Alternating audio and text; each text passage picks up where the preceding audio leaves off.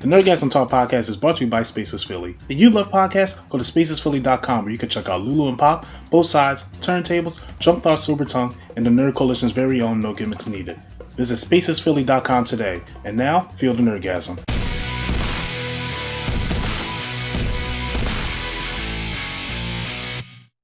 Not only was the Spectacular Spider-Man was me giving my flowers to that series, but it was also a segue into Spider-Man 3 being maybe doing 2 parts of Spider-Man 3. Which honestly, with all the news and rumors that we've gotten about this movie, would make the most sense for this movie to be 2 parts. It would make the most sense. Because we all know they are not good at jam-packing a lot of things into a Spider-Man film. If this is 2 parts, how do you guys feel about it? I'll let Sketch go first.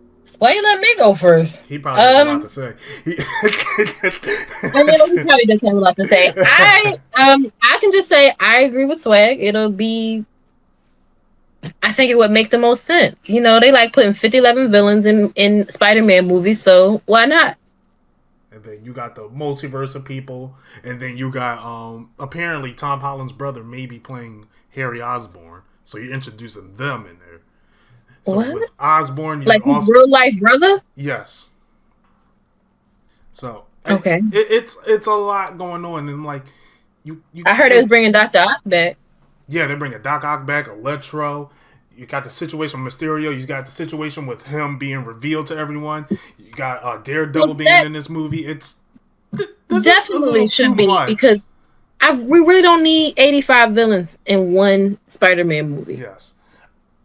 Excuse me. I understand this is like the go big or go home because apparently I'm not sure if Marvel and Disney are going to have another deal, but this is the quote-unquote last MCU Spider-Man film. You mean Marvel and Sony? Yes. What did I say? Marvel and Disney. Wow. Mr. A&E. I wish y'all could see his face. He looks distressed. I disagree with it. I do not think... I think it being 2 parts will hurt the film. Mm-hmm. Okay. A lot. And this is the reason why. Because we looking at it as a lot of things going on. A lot of villains, stuff like that. I'm pretty sure this film is Sinister Six. Without a doubt. I'm pretty sure this is going to be Spider-Man versus the Sinister Six. Because if you're bringing back Doc Ock and Electro, that's what it is. And one bonus that these characters have is that they're established. Right. I've seen Jane Fox Electro already. I have seen Doc Ock already. I have seen Michael Keaton's Vulture already. I don't need a background for Scorpion. I really don't. Okay, I'm sorry. I think Scorpion is that and Hammerhead are one of the worst Spider-Man villains ever. Have you seen Man on Stilts? No, I have not. It's literally a man on stilts. That is a Spider-Man villain. Those are established people. So when I look at movies like 2-parters are Avengers movies to me. Right. Gotcha. Infinity War, Endgame. I got that. It's 2 different movies, but still 2-part type thing because of how big the threat is. This is Sinister Six. Okay, this ain't Thanos. This is not Galactus. This is the Sinister Six. And for the Spider-Man fan over there, that Swag knows that the Sinister Six is cool to look at, but they ain't that smart and they ain't that strong. Okay. See, I am not as knowledgeable. Yeah. That sounds like that makes more sense. It's one and with brain. Let me straight Swag. So, with all that being said, I don't think we're hearing a lot. Mm-hmm. But I don't think what was going like Matt Murdock. They're like Matt Murdock gonna be in. I'm like, yeah, he need an attorney. Mm-hmm. But Matt Murdock, it's not like Daredevil's going to suit up and fight Kingpin in this Spider-Man movie. It's not happening. Right. I think he's just there to be his lawyer. Okay. So when you say that, okay, we're bringing in Tobey Maguire and Andrew Garfield. I was about to go say something else. Yeah, just you was. Yeah. Yes, he's going. It's 6, so it's probably gonna be 6 against 3. Maybe you throw in Miles in it. It's a team of Spider-Man in there. You can do that at the end of the movie because you know why? Tobey Maguire, Andrew Garfield have been established already. Mm-hmm. You can throw these characters in there without having to tell a backstory because the backstory has already been told.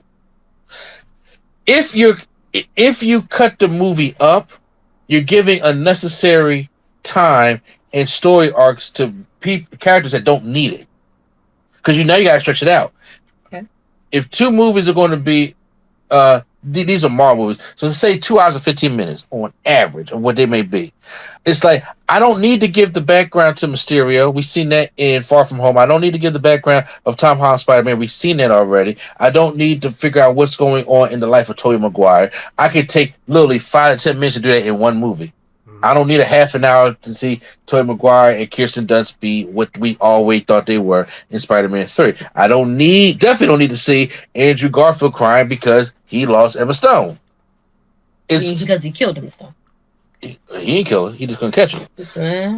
He caught her. So I don't need to say. I don't need a movie of saying where everybody's been, because that's what part one's going to be. You're right. Where everybody's been, and I'm like, no, this is the finale of Spider-Man in the MCU before Sony takes over and makes their own stories. And they're going to probably come up with another deal. But as of right now, this is the end-all be-all. I'm trying to go see the movie. Give me 2.5 hours, like y'all been doing. Give me 2.5 hours of the end-all be-all. It's enough time to fit all that stuff in there, because it's just like, can y'all imagine going to see Avengers Infinity War before, or okay, can y'all imagine going to see the first Avengers movie without any of the first MCU movies?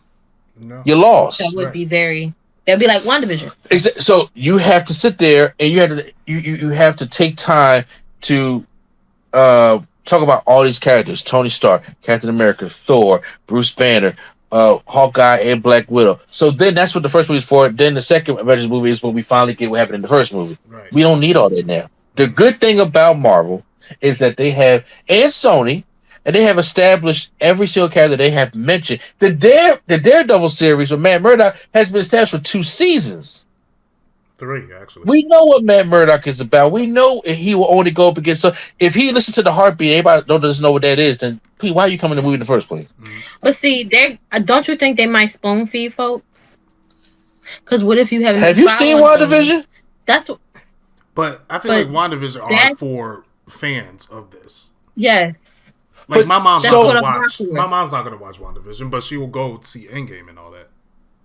But same thing goes with Spider-Man. Spider-Man, and first of all, it's kind of like, I agree with you. They don't know how to balance all these villains in a Spider-Man movie, because Sony doesn't know how to do that. Mm-hmm. Marvel knows how to do that. There's a difference. Marvel balanced a cast of 64 different characters in one movie. And there was like, if we go back and like, hey, did anybody in Endgame get like cheated? In your personal opinion, only the villains. The only thing people that got cheated in Infinity War to me was the Dark Order, or the Black Order. Yeah. I agree with that. And I was like, okay, because they were there, they weren't really that much established. They were just there for Thanos, and we don't know too much of anything about these characters. But everybody else got just enough that I needed. Yeah, I didn't feel their threat because they didn't give me much. Right. Exactly. So now, when it comes to Spider-Man, I'm like, you know what? You can get, if it's the grand finale, you can give me 2.5 hours. This is the third movie. You give me 2.5 hours. Every character's already established. You focus on your main story. Of course, Tom Holland gets the most screen time. Obviously. And even if you add it up, you can say, because, it's like you see different scenes, but Toby and Andrew Garfield each get 20 minutes apiece. Right. That's, you break that up throughout the movie. And of course, the final fight, could be there. The Miles Morales they talk about could be a cameo, could be the post-credit scene. Could be. To lead over into what the next Spider-Man is going to be, whoever Sony and Marvel's doing it. So me personally, I think, before we jump and get, excited about certain things, I think a 2-part Spider-Man thing would really hurt the final chapter of it. You could just do better just making one cohesive movie with those characters. Marvel has shown they can balance those characters in there, and you already got established characters. I don't have to tell no background or no story. The only Sinister Six member that could be in it, if they bring in a new character like Chameleon, maybe. If they have somebody to get it together, or even Harry Osborn, because it's like, okay, they could probably say we probably get Tom Holland's friend to play Harry Osborn. I'm like, we already got 2. You could go back and get James Franco. Where is James Franco at? I'm sorry. I Or ain't seen him in a minute. you could go get, guy I hated in Amazing Spider-Man, but we have two Harry Osborns already. Right.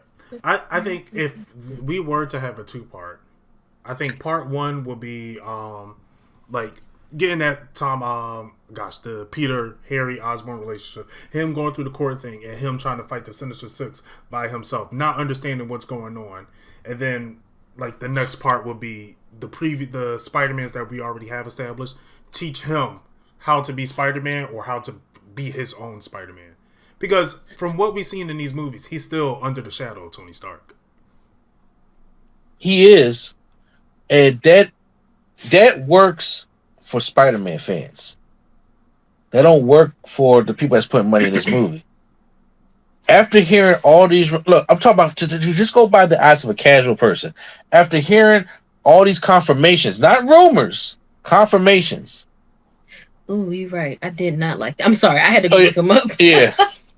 After hearing all the confirmations about what has happened, casual movie fans are going to come and they want to see a Spider-Man team up. Right. Mm-hmm.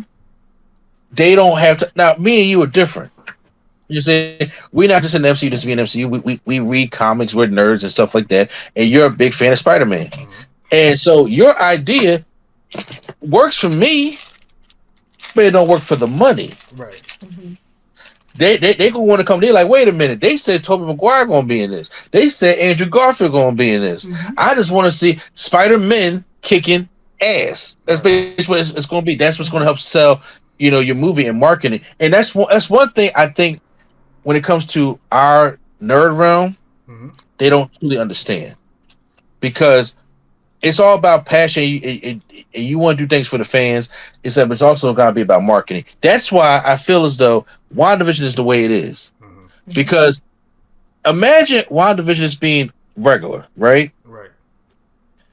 We're going to watch it because we want to know what happened with Wanda and Vision, right? Mm-hmm. The old school TV sets is what sells the casual viewer to what's going on. Right. It's eye candy for people to come in and tune in. So, like I said, it can still, you can still do it that way, but then it hurts. It hurts. I think it hurts Marvel in the long run, because now they're like, oh, now I got to wait another year to see another part of a Spider-Man movie, where we're living in times where that's not even guaranteed right now. Right. You can have another. Say if the Spider-Man movie comes out, it's supposed to come out this year or next year. Not sure, honestly. Okay, so let's hypothetically say that Spider-Man is scheduled to come out October of this year, right? Mm-hmm. Now, we don't know what this country is going to be in by October this year. Right. Maybe better, maybe worse. We don't know. So let's go off the positive, say it's going to be better, right? Mm-hmm. Every day they're finding there's new variant, there's new mutation. That's what happens when it comes to disease. Mm-hmm. That's just the way it is. So say if we got that, and it's like, okay, well, we need to. There's a stronger vaccine that we've been working on that's developed, or there's a new variant out there, and we're going to have to sit there and kind of put restrictions on there again. That halts a lot of stuff. Right. And now you got to wait some more when people. It's like, remember you made the point. Remember you said, what if Infinity War came out in 2019? Right. Facts. That means Endgame would have came out in 2020, and it'd have been, and we still would have been waiting for Endgame. Yep. It would have backfired, because first of all, they would not put it on Disney Plus, so they want to make that money, and we're sitting here waiting for it. That it's causing problems with all other, because no other movie's going to make money, because everybody wants to see Endgame. Yep. So if everybody wants to see it, that means nobody's going to see it. Mm-hmm. Everybody's going to pack the theater, and all them shows going to be sold out, and you're going to sit there and wait, and they know. In a pandemic, you ain't gonna be that close together. It's going to hurt it more than it helps it. So, doing that, especially when we're still in a pandemic, I think hurts the movie more. They're just making it just one final go out show. Mm-hmm. Kind of like how Spider-Man. You could do it like how Spider-Man 3 did it. You can do it, even though black people didn't like Spider-Man 3. But I'm saying, you can go out and do an all-out movie like some of these third movies did. Just do it better. Right. Iron Man 3, I think they went all out, but I know you're not a big fan of Iron Man 3. But for instance, Captain America: Civil War. Right. That's the third one in his trilogy. He had an awesome trilogy. Right. and they went all out, and it was a 2.5 hour movie, and I thought it was just the right amount of time. And look at all the characters you had to balance in that movie. Right. Should have been the second Avengers. It should have been. I will appreciate the day I die. and even if you look at I just had another movie, only for a third one that was good. Well, even if you look at all the MCU movies, even Thor Ragnarok went all out, right? Because it's the third movie. I think it'll be just fine just to do just that one movie, and it'd be like, okay, and see, and then make as much buku money as you can from it, because that will be the selling point. Them 3 Spider-Man. I agree. The only downside I see of this is Sony. Yeah, well, I'm just saying. That's the only downside I see. They might just like, look, we got it working. Let's just let's ride this one more time. I hope they like Marvel just puts his hands in there and be like, let me handle this. I hope, but we'll see.